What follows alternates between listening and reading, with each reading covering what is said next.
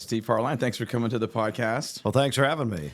This is kind of like having, I don't know, Andy Reid show up when you're a Pop Warner football coach. That's just ridiculous. It's kind of what it feels like. What's it like being the voice of Cleveland? I feel sorry for Cleveland. Well, first of all, I've been doing this a long time, but you have such a much better setup than we do. I'm basically in a cracker box. Just imagine if we had good audio and video. It's incredible. I've done it a long time. I have, excuse me, I've been doing it this morning, obviously. It's interesting. I started out 15 years old. Really before that, Before you had your driver's license. Oh, yeah. I used to have to be driven around, to whatever I was doing. But I enjoy people. And I don't think you can do this, even what you're doing here. I don't think you can do it without liking people and wanting to know more. And so in our position, I will say it's an honor that I don't take it lightly at all for so many reasons. But I love what I do. I'm blessed. But it's new every day. There's something different every day. You have a unique presence in Cleveland. Mm-hmm. I think my question is radio dying? It's interesting. If you believe the noise, oh yeah, it's dead. I read a lot of broadcast newsletters and things of that nature. And I was reading a column one day, and it was actually a media column. And the guy's saying, radio's dying. It's basically dead. No pulse, nothing's happened. It's all, new media has completely taken over. And let me say, before I give you the punchline here, there is a wonder. Here we are. There's a wonderful personal new media that's taking place where people are curating their own media diet. And I think it's wonderful. I listen. There are several podcasts that I listen to. Who do you like? I tell you who I really like is the Fly on the Wall podcast with, I love Saturday Night Live. So David Spade and Dana Carvey. There are some real nerdy broadcast podcasts that I listen to. The Town with a friend of mine, Matt Bellany with Puck. He does a great one. Stuff like that. David Spade's an SAE. I'm partial. I like him. Is there really? He's a satellite fraternity brother. So really? Yeah. So I love behind the scenes stuff. I love, especially about entertainment and show business. It's just always fascinated me. I'm a real nerd. But no, so is radio dying? Nielsen, which is the accepted rating service in the United States, says that over 200 million people listen every week. AM, FM radio, so that's not including satellite. And that's the number one most consumed media in this country.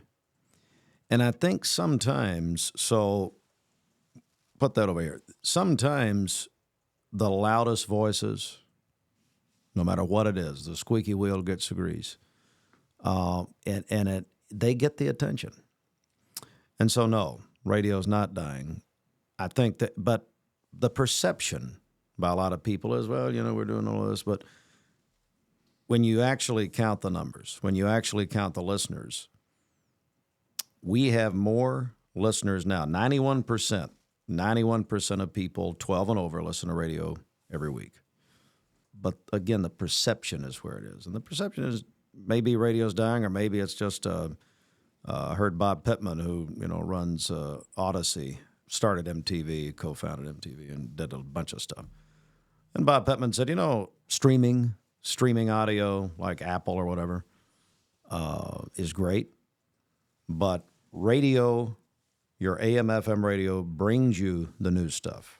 They bring, especially music. So I play music every morning. So brings you the music, points you to the music. Well, then is the let's say Apple or anything you use, Spotify, whatever it is. That's where you save your favorites, and it all exists. We've used you several times, and with our Cleveland location for Revive, and we knew that you moved the needle. And so I think it speaks to two things. Obviously, you have to be good at what you do, but you have this captive market. Why is Cleveland so communal? Why is that fishbowl so? They've just bought into. I call it the last Mayberry. You know, I mean, true. you know what I mean. But they, you know, it's like especially when I go to the open houses, and there we might have like a couple hundred people come through in one day, and you just see the people that are coming in. People will ask me, okay, and here I'm rambling after my question, and they said, "Well, what's your Cleveland market look like?" I'm like, "It's Tom and Jane." Like we're not making money off of the Joneses. It's funny to say that because it's a national thing, but it's a very Cleveland thing to say it's not the Joneses. But they're just hardworking hometown people, but have stayed almost like a Mediterranean culture that they have latched onto. We're not going to let go of it.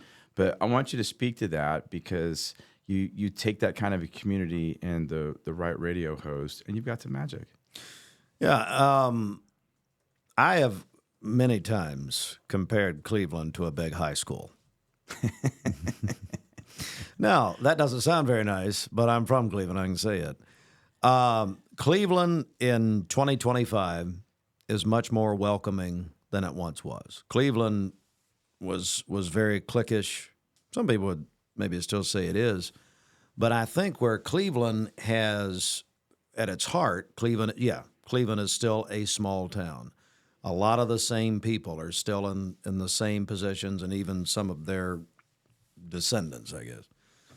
But Cleveland has changed quite a bit since I grew up there. So I was I'm 46, born in 1978, lived in Cleveland except for 5 years. I lived in California for 5 years when I was 9. My mom remarried, but basically my life has been in Cleveland. Cleveland High, Lee University. Been at the station for a long time. So Cleveland is I've always said, a new business opens up, and not just a business, anything comes to Cleveland. They'll put you on probation for a while. What does that mean? You said it. They're good, hardworking people in that Cleveland is very genuine.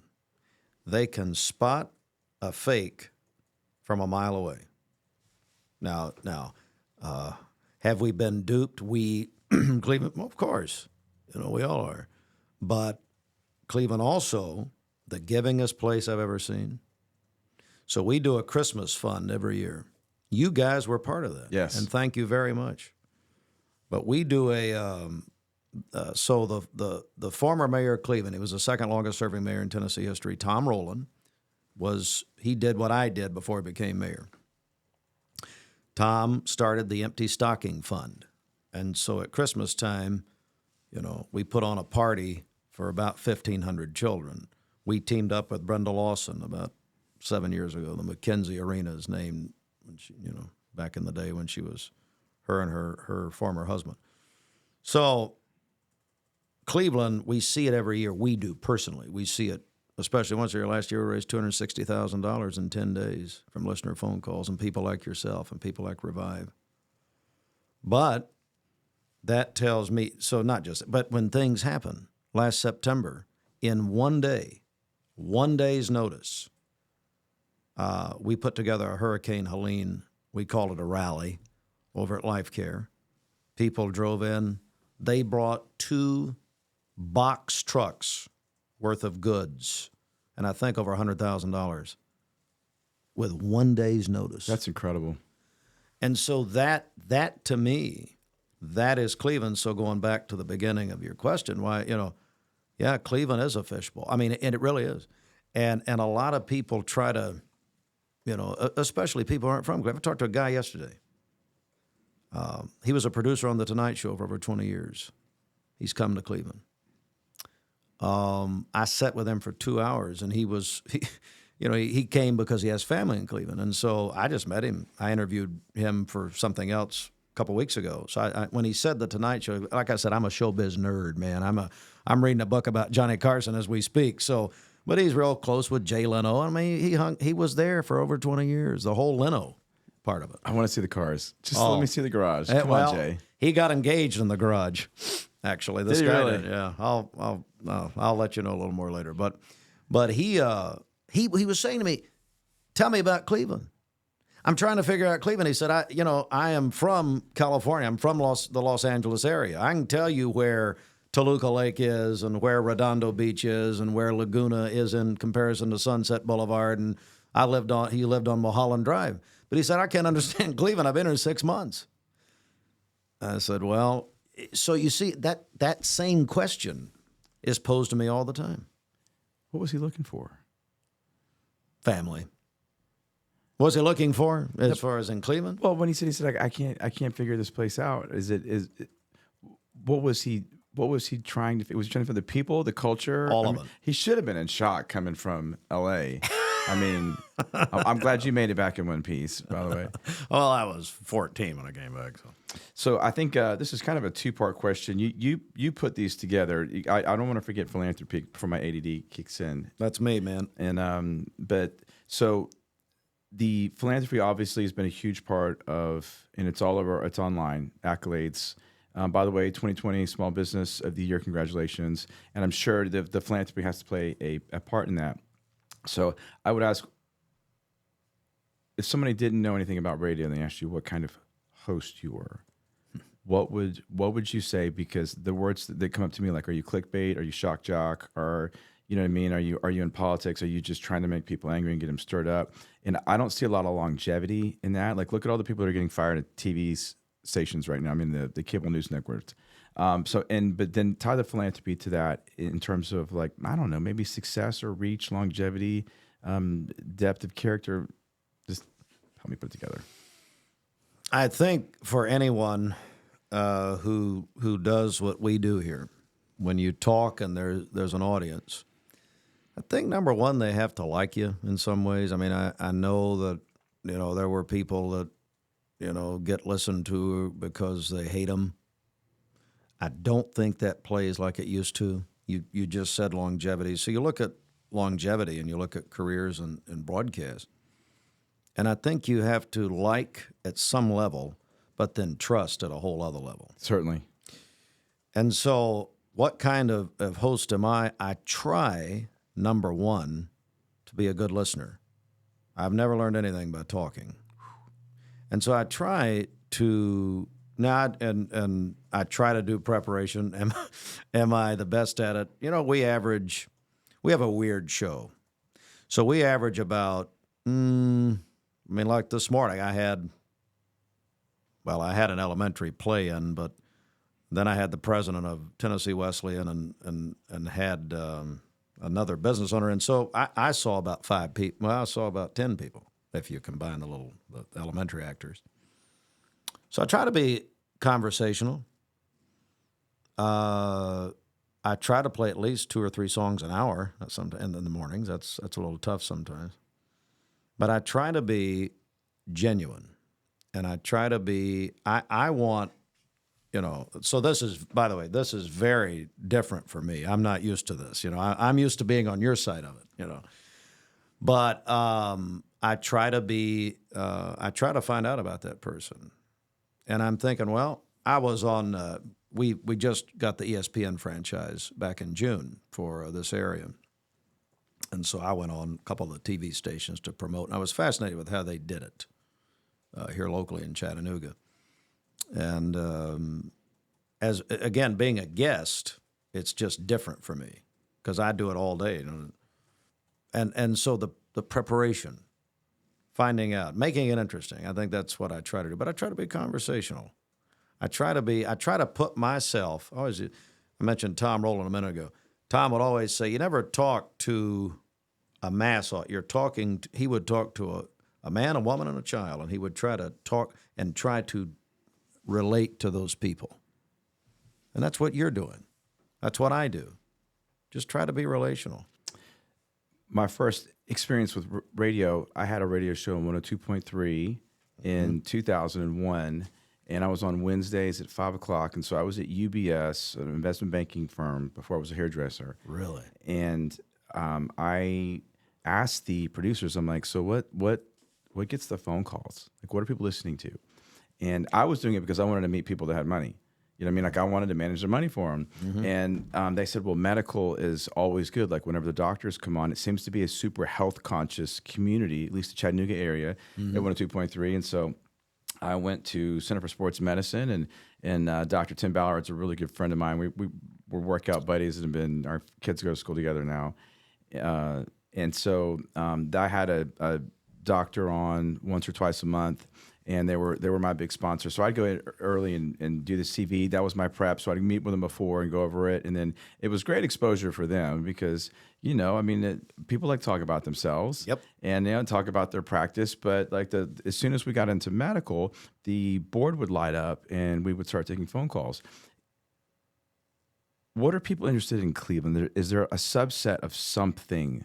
And it could be high school sport. I could see that being, you know, I don't know, the wrestling team. You Cleveland High School, right? Graduate. But I mean, I know that especially because of Alan Jones at wrestling, I know the wrestlers like grow out of the ground there and are being recruited by like Iowa when they're in 6th grade. Yeah. But what are people in Cleveland interested in? You just said it. I mean, it is a sports crazy community, and especially local sports. So we're in the basketball tournaments right now, and as we tape this last Saturday, Cleveland High School just won their 8th consecutive traditional state title, and they had won 8 duels. Wow. And Allen is a big part of that. We've never seen anything like it. I mean, Cleveland High School won 3 football championships in a row in the 90s. This is 8.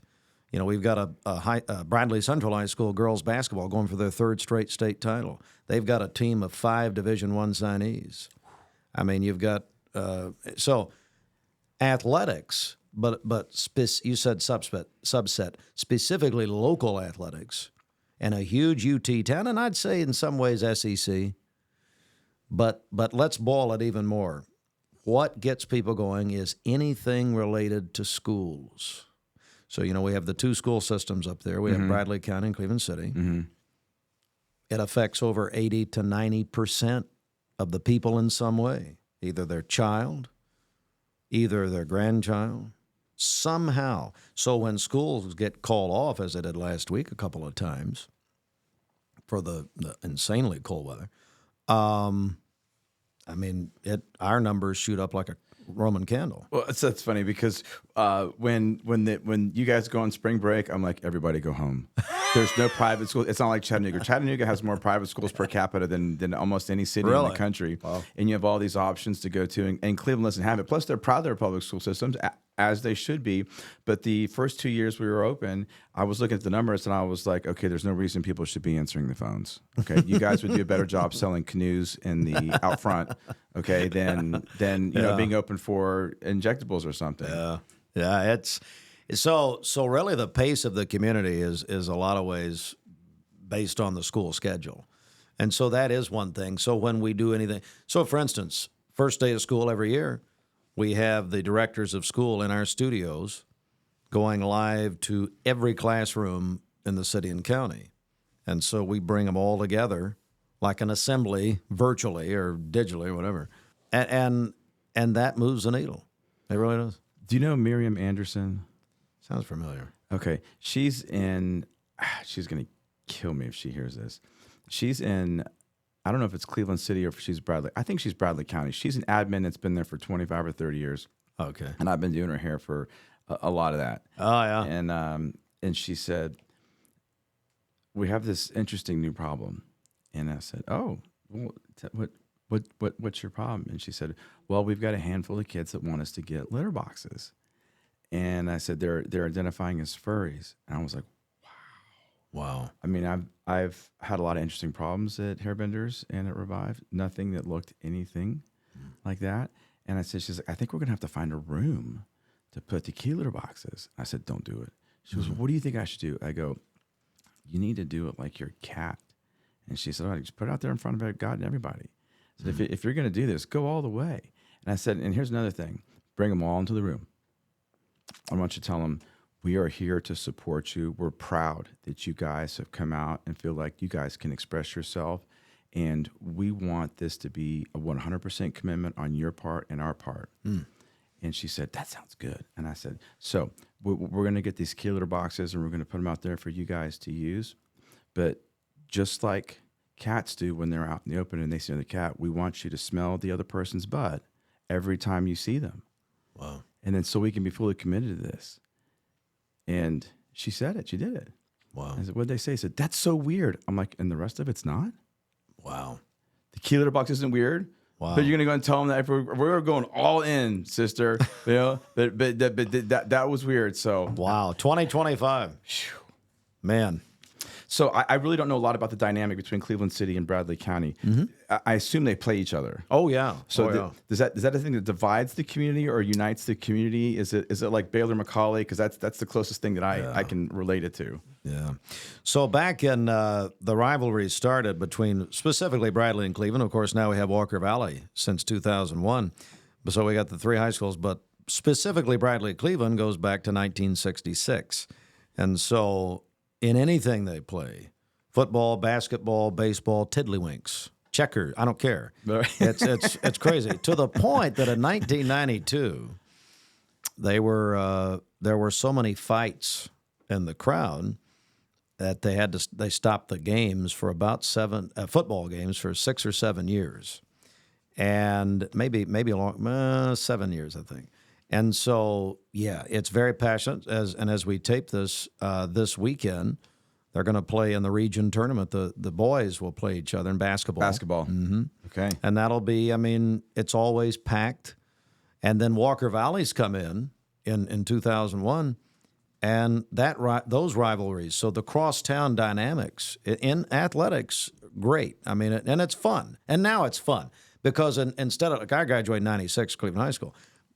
Instead of back when I was there, they're painting the Cleveland High Dome in the day, or statute of limitations, going and steal the bear statue at Bradley or whatever. They're a lot friendlier now. I'm talking about the students off the courts, off the fields, off whatever the mats.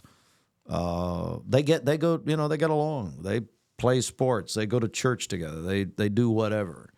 So it's not as cutthroat in the way that or personal that it should. Now social media has added a whole other level to it. But from what I can tell, it's pretty much above board. We played Walker County in soccer. And so my kids are at Silverdale. And so we went up there to play. And I thought, you know what? I could have caught a flight and saved myself a lot of time. Get up there. Oh, yeah. but I got up there and I was amazed at I didn't get to see inside the school. I was amazed at the athletic facilities. That place looks like a small community college or something with a good athletic program. It's amazing. And the county and the city schools prioritize athletic facilities. Cleveland High School built the Raider Arena in 2015. That's a $25-30 million project. And there are a lot of facilities like that in high schools around the community. Well, it seems to me that would keep the kids out of trouble, right? It gives you community events. Graduation can be there. I think a lot of good can come out of that. I think it's money well spent. Let's stay on the sports topic here for a second. Yeah. So how does that is a leg to the chair that is 104.1. And so tell me about how you integrate sports into your from a top-down perspective for your program, and the things that you've sort of instituted to make almost like a tribal nature in Cleveland.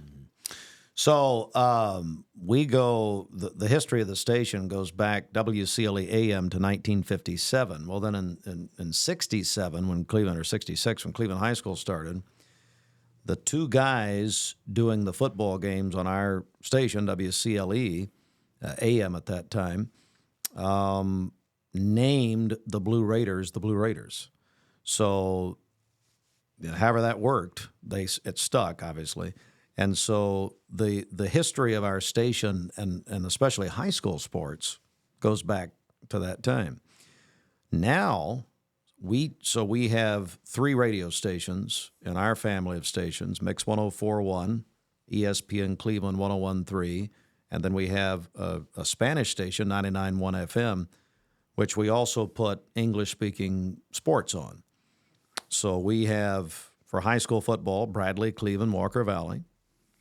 Basketball, the same thing. And some baseball. Then about 4 years ago, so to answer your question, sports is incredibly important for audience, for participation, for passion, the whole thing.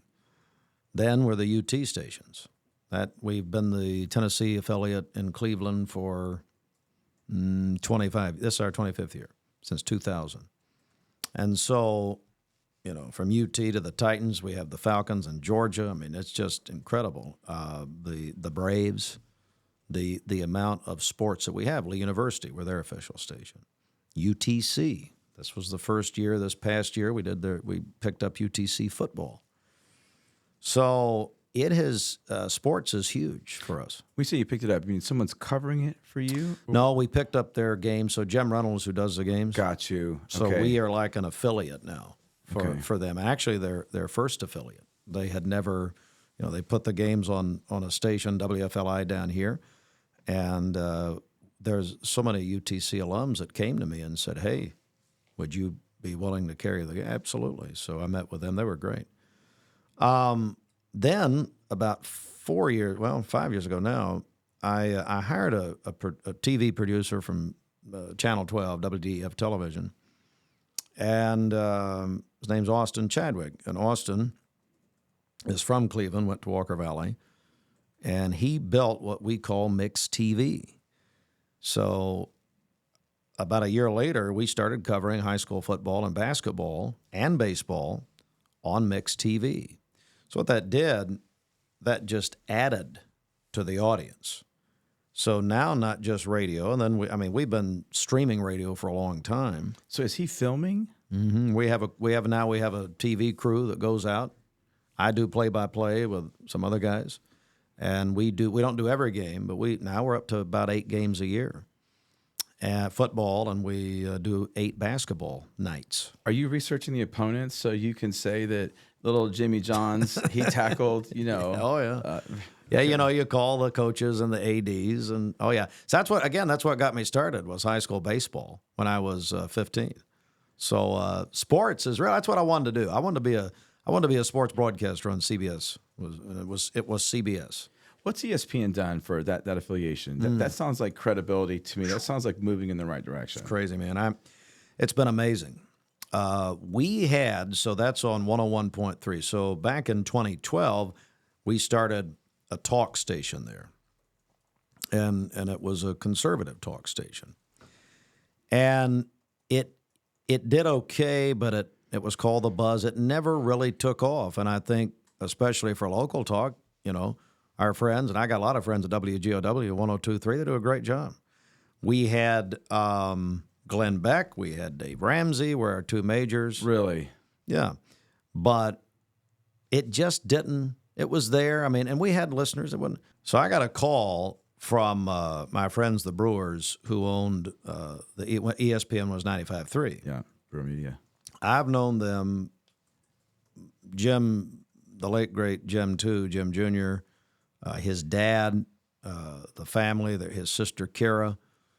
So they called and said, "Hey, we're selling 95.3 to it's now a Christian station, and ESPN's going to be available," and asked if I had an interest. I said, "Of course, absolutely." So I will say, Disney owns ESPN, so we negotiated for a few months. It took a while, and it wasn't. They were great. They're great people, and everything that we have wanted to do, they've been wonderful. And so it was like we talked about perception earlier. It's the same station. It's the same frequency. It's not the same. Night and day difference. Oh, How's it? It's on fire. The people are. It's incredible, the reaction. so that allows you to increase ad prices, right? If we've got volume of people, is that a reach or is that a It's a whole different market for us than say. So Mix 104.1 is basically a female. If you're just talking about the music, so we play. I've always said we're a mix of like Sunny 92.3 and 96.5. We're kind of hot AC in a way. Well, you have ESPN, which is well, it is. It's an actual format. I didn't make it up. Well, if you want to give me credit, that's fine. No. And then ESPN is traditionally a male audience. Yes. Now, we have a lot of men who listen to Mix, and we have a lot of women who listen to ESPN because I'm hearing from them. So, yeah, to answer your question, a long way around, ESPN, it's the biggest name in sports still. Yeah. We would go to football games this past year, so we signed on June 1st. So this was our first football season in 24, having the ESPN brand. So we would go out and set up for a game, and we would set up the ESPN tent. It was like, people are looking for Herb Street. People are, hey, where's Lee Corso? Where's the headgear? Where's game day? Where's game day? It was a mind thing. It was a mental thing with people. It's like, legitimacy or a whole other level. Affirmation. Yeah. Oh, it was incredible. It's been great. So last week, we're obviously scheduled for last week. Mm-hmm. And I've been at, I think it was Channel 12. Mm-hmm. And with the redhead, is that right? With the longer red hair? The Channel 12. Or is it 3? Anyway, and we were doing some kind of a promo where you come in and they kind of like feature the business of the week, and you're going to be on there for 6 minutes or whatever. Sure. And we kept getting delayed because of severe weather. And I'd never been in that environment. It was cool because like everything changed, but they had their protocols down, right? Like everybody kind of gets bumped. No, like every 6 minutes they're going to do the weather because now that we have a tornado season, people want to know if they're going to have a chimney when they come home. Exactly. But you had to bump us for weather, and so in the same way we talked about sports being kind of a pillar to the chair. Tell me about that protocol, but then like. How it's an integral part of the program, but then I guess the attention has to change with your audience when there's really something to talk about. So local. In real estate, it's location. For us, it's all local. And what's more local? I had a former television general manager down here tell me that weather is always number one. Well, it is with us. And so, yes, when there is severe weather, be it ice, snow, you said it, tornado, I'll talk about 2011 in a second. Do it. But everything changes. And so the first thing we'll do is if we have a warning, and we seem to have better warnings. I guess the weather technology is better. I don't know. Hold on, I'm going to push back on that. Go ahead. If when it comes to cutting hair, if I was right as much as a meteorologist was, I'd be out of a job. Okay? I can't get 1 out of 2 haircuts right. Okay, the people are going to quit coming. Well, the last one, we're partnered up with Local 3, and so I had Clay Smith on, and this was probably too severe weather when we actually got some snow, and he was dead on actually with me. I don't know what he said over here, but the snow, they were 5 inches or 3 or 5. But yeah, a lot of times it's wrong. Everything changes. We bump guests. If we have a warning, we'll move everything. We do so we get into a text thread to make sure that our personnel, both who are in our studio and who we have some who are basically contract labor outside from an engineering standpoint, that we want every platform covered. So I want, if we're saying, okay, we've got a winter storm warning now until 10 a.m., that message needs to go on the 3 radio stations, the 4 social medias, Mix TV, our app notifications, the 3 websites. So we have to, that's when communication really, I'm talking internally, becomes so important. That one message has to go out all of those different places. It's so different now than it used to be for us. And used to, you turn the mic on, you do your thing. The other thing that's changed through technology and through streaming, which about 60 to 70% of radio, by the way, is streamed now. So it's phone or whatever. I now, if it's bad enough, and then the 2 snow events ago, I'm in my house, and I'm down in the basement, and somebody said I'm in Biden's basement, but whatever. So, but I'm awake. Oh, come on. So anyway, I'm in my basement, And they come over, and I've got a producer who comes over and sets it up, and it changes the world, you know. And of course I tell them, I say, you know, I want to do this every day, but my wife won't let me. She won't get out. But yeah, so it's changed the nature of messaging and communication, and so you know the one message has to go out. So for us, it takes over everything. It's the biggest thing we do.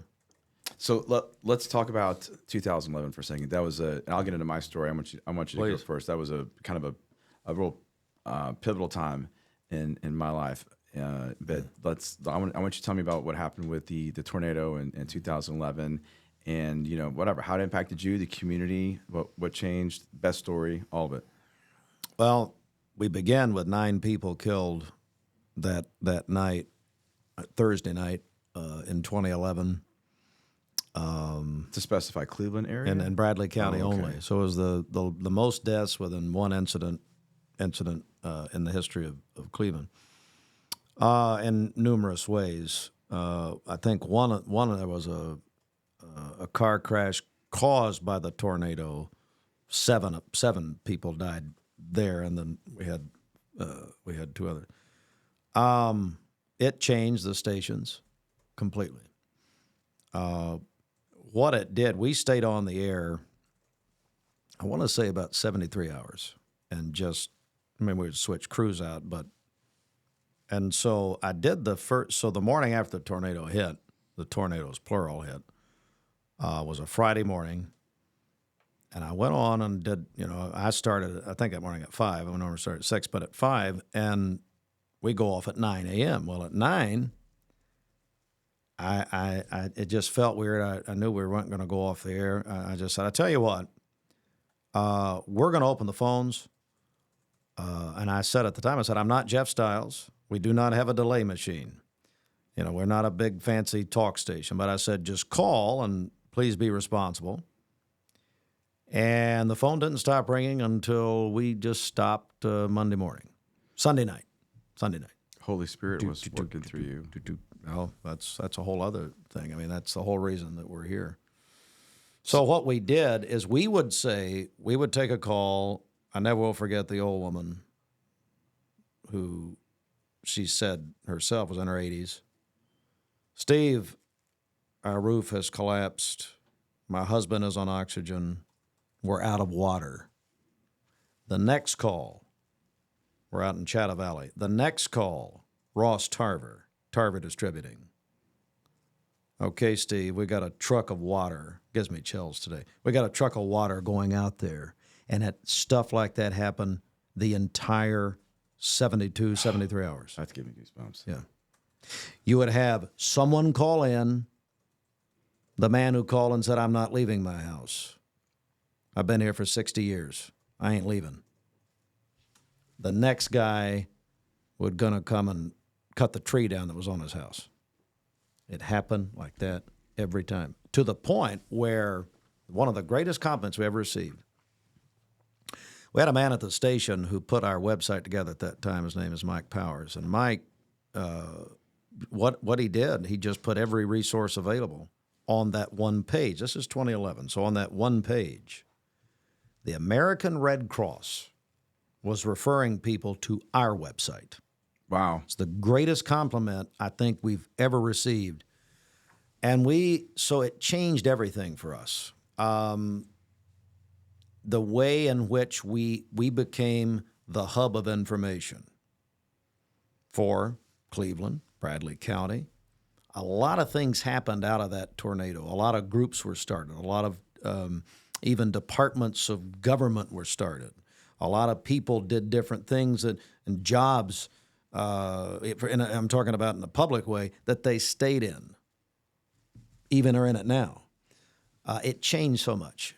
And so also to the point, Southern Living Magazine came and did a story on us and how we covered, because they were doing the voices and the different people who were part of the tornado of 2011. National magazine.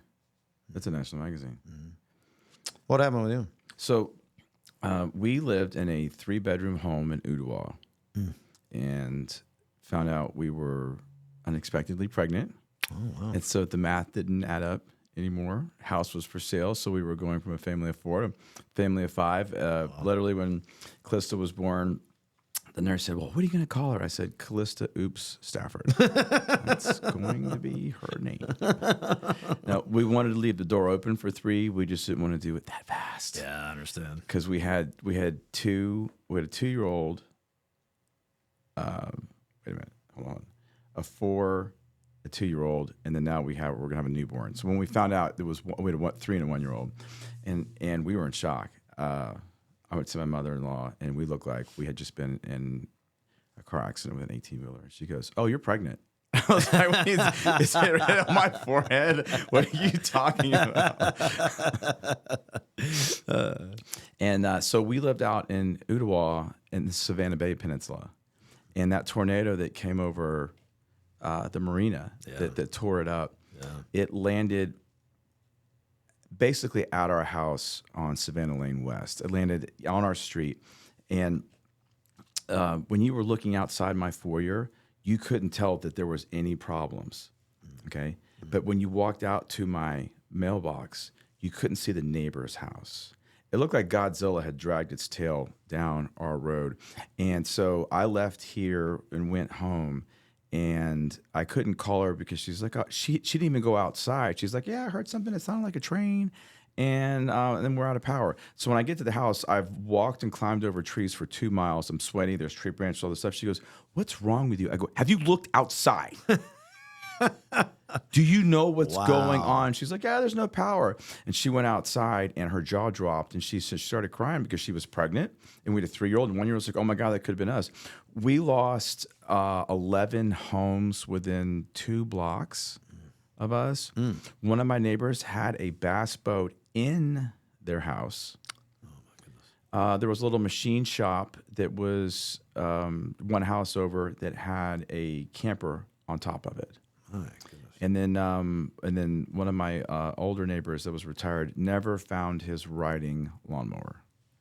And there was a page out of a Bible in my yard from Alabama. From Alabama. Alabama. And so that's what I remember from 2011. So we did what any smart person would do after a tornado. We put our house up for sale. Yeah. Oh, yeah. Peak time. But we had to because we were running out of room. Like it wasn't a matter of want, it was a matter of need. And one of my clients was like, "Oh, let me come and stage your home." I was like, "It doesn't matter." She goes, "Oh, why?" I have a 3-year-old and a 1-year-old, and I got one on the way. I was like, "Whatever you do is going to be undone before lunch tomorrow." And I said, "And there's wood stacked up 8 feet high all the way from Savannah Lane West to Kittrell, all the way to Snow Hill Road." I was like, "I need you to come in, and I need you to fix the neighborhood, not my house, because people are driving south. I'm like, oh my God. I'm like, I need you to stage the neighborhood because I need them to overcome the fact that it might be a couple of years before this place looks normal again." Absolutely.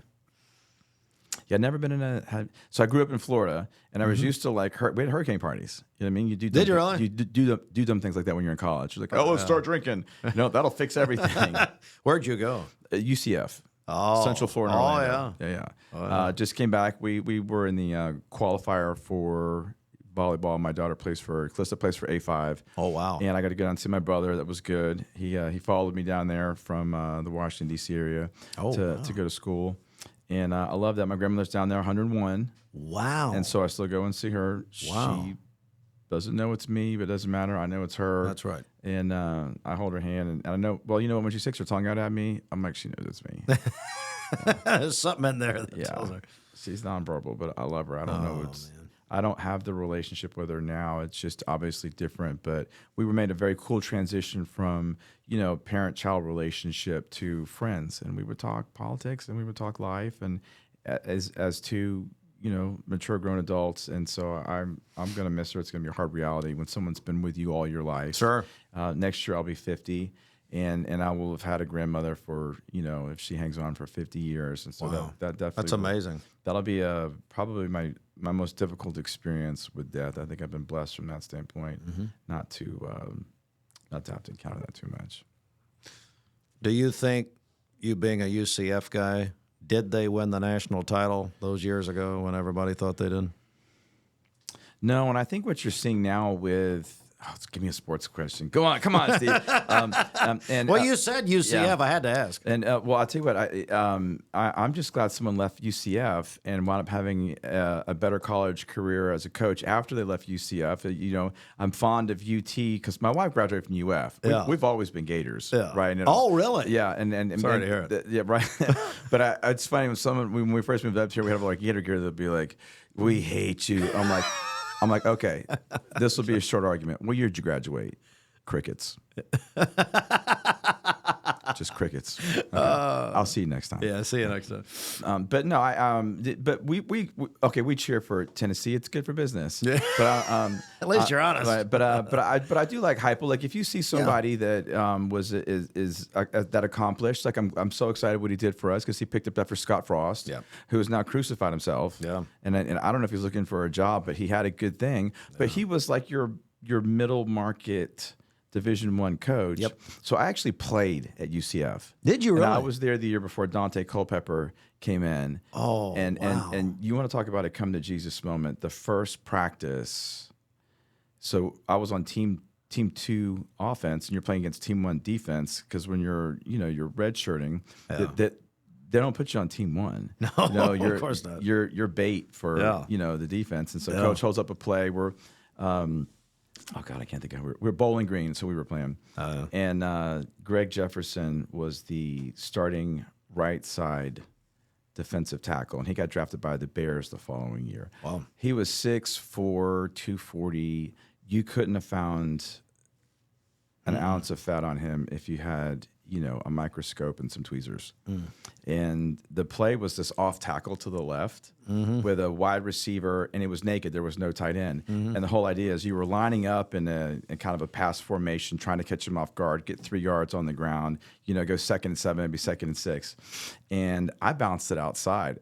When I took the handoff, he had the left tackle's 18 like me. Yeah. Well, he had his shoulder pads pulled over his head. You know what I mean? Like that guy was probably staring at his butt, And so I saw that and I bounced it outside and I heard him, "You son of a bitch." And I was like, oh. And so I don't know who came, maybe the strong safety came and tackled me. I forgot what it was. Oh, Lord. But the famous 3 words you don't want to hear coach say when you are in any kind of offense is run it again. Oh, because now the defense is teed off. They know exactly where you're going. And so I was like, oh, this is going to hurt. Oh, man. So I took the handoff, and Greg Jefferson hit me so hard. I remember my feet coming off the ground and seeing the sky, and I don't know what it was, but I remember being like, you know what? It's this beautiful day right now. He threw me to the ground and then punched me in the chest and said, "Welcome to college football." And I was like, oh my God. When you in high school, even at the most competitive levels, like an offender and a defender hit, and there's some give or whatever, and it's like I might blow through him, and I might get hit and I might get taken down, and he won the momentum battle. This was unnatural. This was like getting hit by a golf cart. There was no give. Like he hit me and I hit the ground. Oh, absolutely. Right. I mean, I might as well have been, in 4th grade for Greg Jefferson just laying somebody out. It did not matter. And I was like, wow, this is what the next level looks like. Exactly. And in hindsight, looking back at, 5'9" and 175 pounds, I would have made a great Wes Welker. I should have been a possession receiver. Yep. You know what I mean? Instead of, shortening my career and running into people that were, 3 Do you have any times eligibility left? You can go to Belichick in North Carolina. Right. Play for him. Yeah.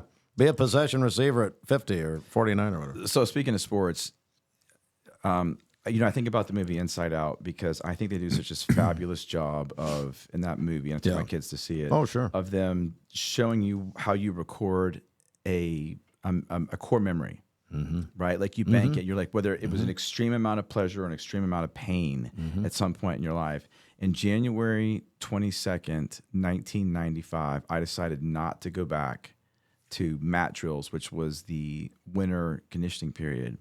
And I felt like something died inside of me, but I knew I couldn't give 5 to 7 hours a day, 10 months out of the year, and hope to get on the field at my position inside 3 years.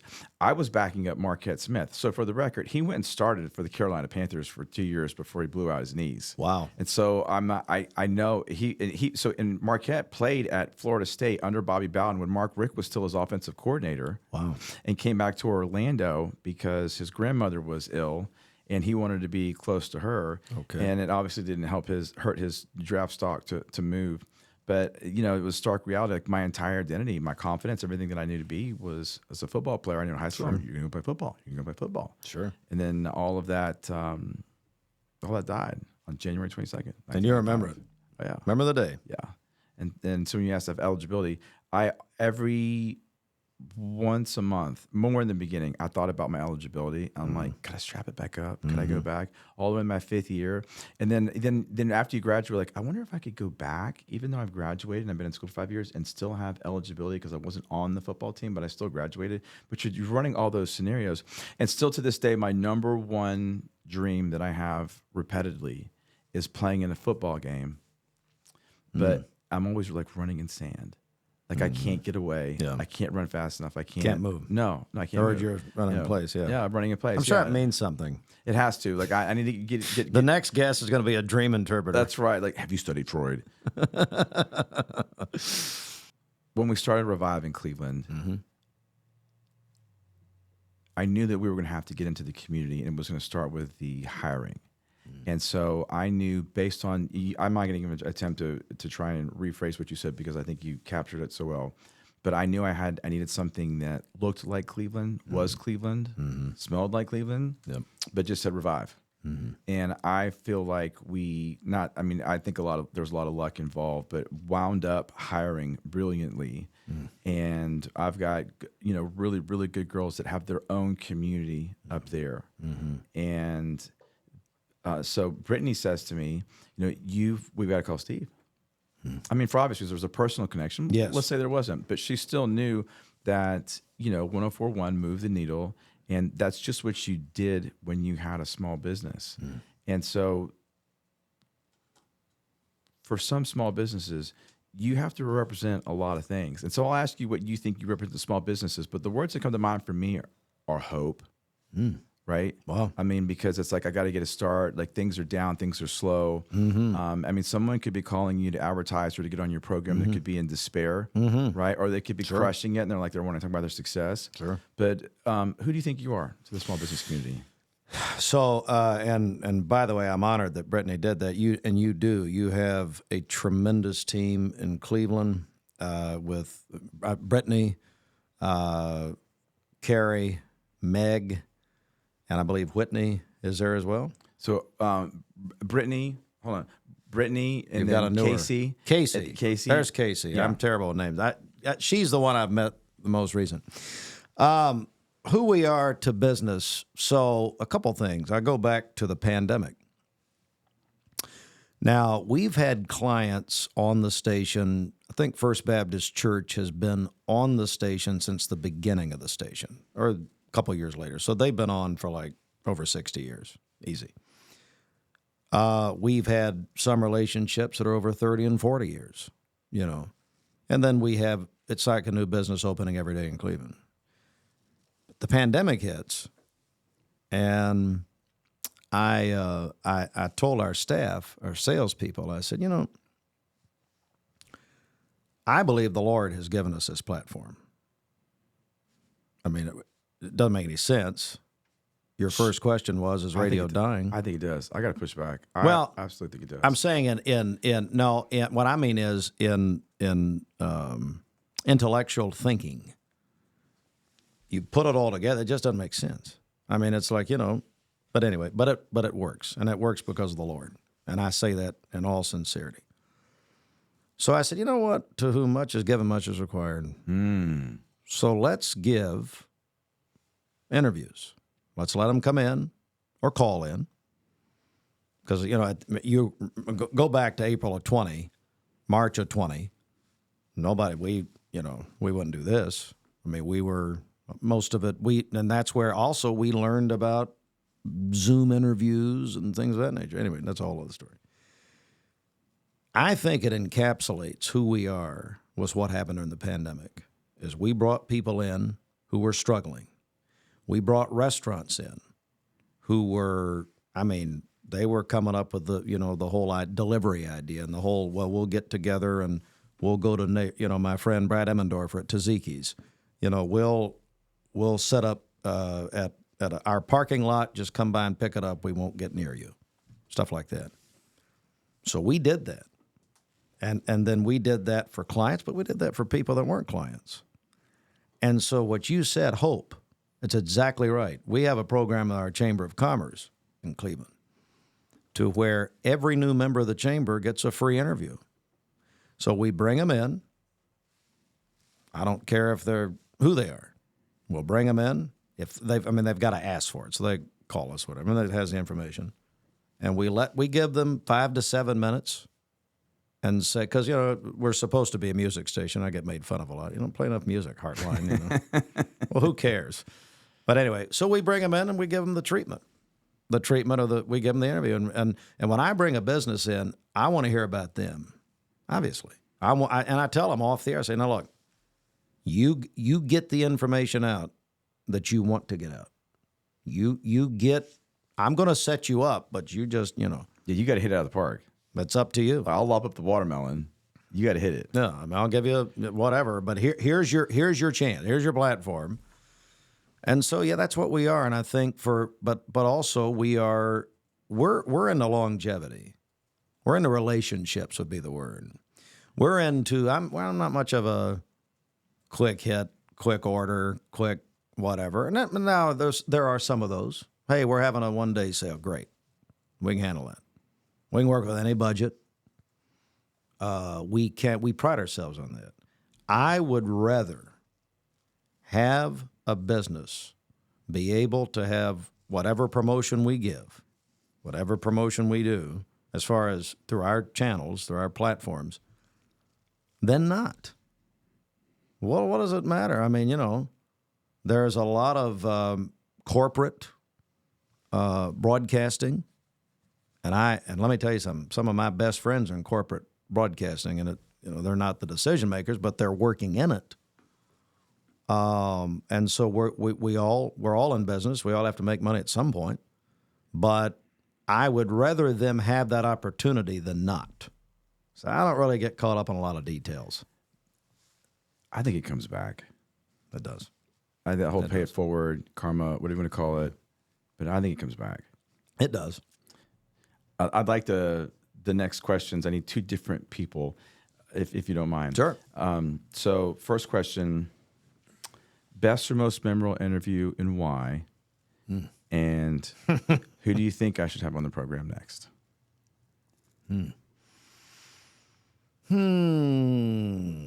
That's a great question. Best or most memorable? I probably, it's a great question.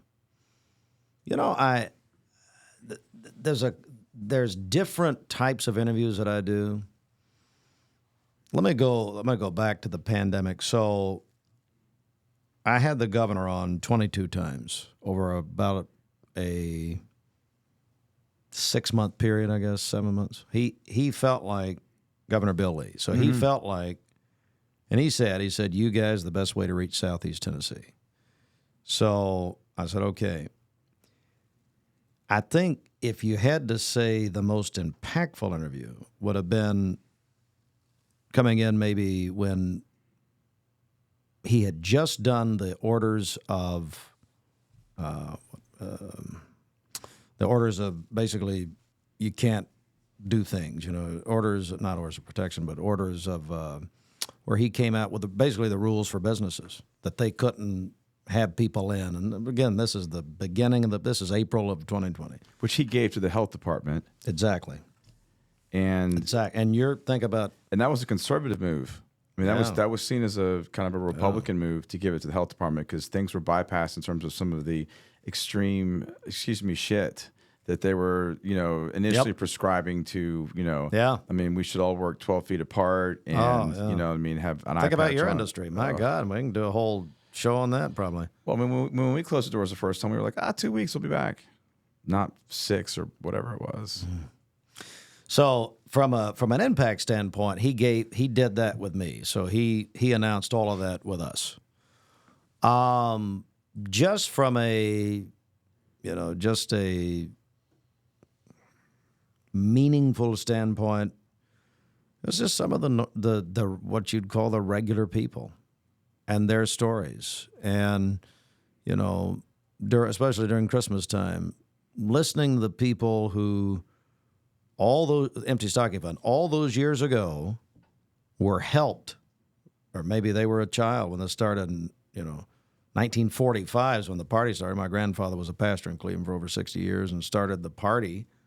To now coming full circle, it's the realtor, a very successful realtor in Cleveland who came in last year crying, saying, I'm going to give my money, but I was one of those children.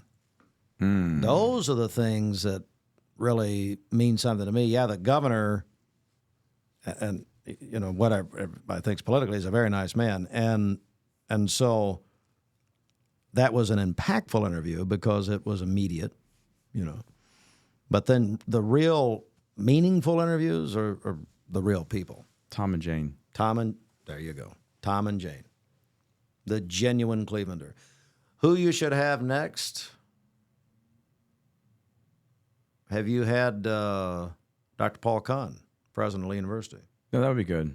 No, but I've been on Kahn Avenue at the Theater Center to see the Lee singers. My daughter, my oldest, Melina, had an opportunity. They did, gosh, I don't want to call it community outreach. That's not what this is. Mm-hmm. But they did a program where they invited local schools and their lead, they were in their choir. And she got to go on stage and sing with the people from Lee University. And it was like angels singing. That's unbelievable. They had, I don't know, I think it was like 80 Lee students. They were all men, the men singing group. And I didn't know a bunch of dudes could sound that good. It's amazing. I mean, so he would be, his life of being an educator, then being an author, then being a professor and then a president for the last 30 years. And really, the growth of Cleveland is in a lot of ways because of Lee University and because of the people coming around the nation and staying. Another one from Lee would be the director of The Voice of Lee, Danny Murray, if you want to have a little fun. I got to see him. You know Danny? Yeah. I don't know him, but I got to see him. Well, he's I've known him since I was 4 years old. He's a legend in his own mind, but he's very funny. So you know, those are two guys that I would anytime, I would have them on. Okay. Well, maybe if you can help me reach out to Dr. Kahn. I'll do it. I'll do it when I leave here. Listen, this is a real pleasure, Steve. Thank you, sir. Buddy, I'm honored. I'm honored that you invited me, and you got a tremendous setup and a great program. You really do. I thank you. Thank you. Thank you. We'll have you back. We'll have a milestone. Anytime. Perfect. Anytime. Thanks, Steve. Thank you, buddy.